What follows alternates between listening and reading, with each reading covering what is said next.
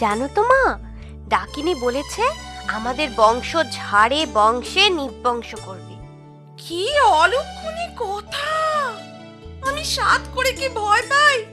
কি যে আছে আমার কপালে কে জানে। ও নিয়ে তুমি ভেবো না, বাবা আমাকে সব শিখিয়ে রেখেছে। বিপদ এলে কি করতে হবে না করতে হবে আমি সব জানি। না রে, সবটা তো এখনো তোকে শেখানো হয়নি, তবে আজই তোর শিক্ষা সম্পূর্ণ হবে। চল চল তুই আমার সাথে এখন। যা যা শেখাচ্ছি মন দিয়ে শোন, একটুও যেন ভুল না হয়। ঠিক আছে, একটুও ভুল হবে না বাবা। প্রথমে হোমাগ্নি জ্বালাবি, তারপর আসন করে যজ্ঞে বসে এক মনে কৃত্যা রাক্ষসীকে ডাকবি। একমাত্র একমাত্র সেই পারে দুষ্টু আত্মাকে হত্যা করে আমার প্রাণ বাঁচাতে। ষষ্ঠীচরণ, ও ষষ্ঠীচরণ, ঘরে আছো নাকি? আরে আরে ঘোষাল বাবু যে, আজ আবার কি মনে করে? কোনো বিপদ হয়নি তো? আরে না না, তোমাদের খাওয়াটাও পাওনা ছিল কিনা, আর এতদিন পরে একটা জুৎসই কারণও পাওয়া গেল। আমি দাদু হয়েছি গো, দাদু। আমার নাতির মুখে ভাত দেওয়া হবে গো। কাল দ্বীপ্রহরে তোমরা সবাই যেও, কেমন? কিন্তু বিষ্টু আর ওর মা, ওদের তো যাওয়া হবে না। গিন্নির শরীরটা ভালো নেই, বিষ্টুকে তো তাই ঘরেই থাকতে হবে। ও, তাহলে তাই করো। কাল রাতে মনে করে যেও কিন্তু, সকলে গেলে ভালো লাগতো কত। তা উপায় যখন নেই, চলি বৌমা, চলি রে বিষ্টু।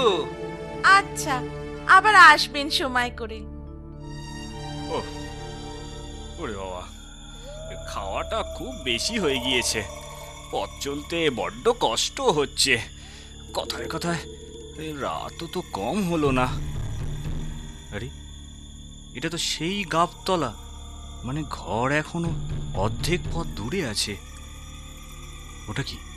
হ্যাঁ, আরে লাল পেরে সাদা শাড়ি পরে কে যেন ওখানে, হ্যাঁ চেনা চেনা মনে হচ্ছে যেন। এ তো ঘোষালের বৌমা, তাই না? হ্যাঁ, এত দূর থেকে তো তাই ঠাওর হচ্ছে। বৌমা, ও বৌমা, বৌমা, আরে এত রাতে এই গাবতলায় কি করছো বৌমা? না, ব্যাপারটা তো ভালো ঠেকছে না। আর একবার বরঞ্চ ঘোষাল বাড়ি গিয়ে দেখি।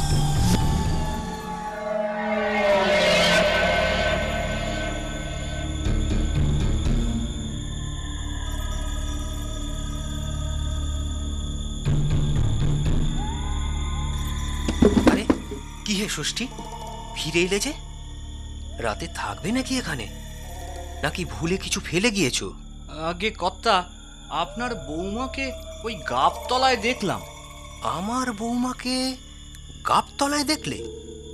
কই, সে তো ছেলে নিয়ে কখন ঘরে ঘুমিয়ে পড়েছে, আর সারাদিন যা ধকল গেছে। আচ্ছা ষষ্ঠী, তোমার চোখগুলো অমন লাল দেখাচ্ছে কেন? হ্যাঁ, না না, ও কিছু না, ও কিছু না। আমি বরঞ্চ যাই কর্তা এখন। হ্যাঁ, আসলে ক্লান্তিতে চোখে মনে হয় ঘুম জড়িয়ে এসেছিল, তাই এমন ভুল দেখেছি। আমি যাই কর্তা, হ্যাঁ আমি যাই।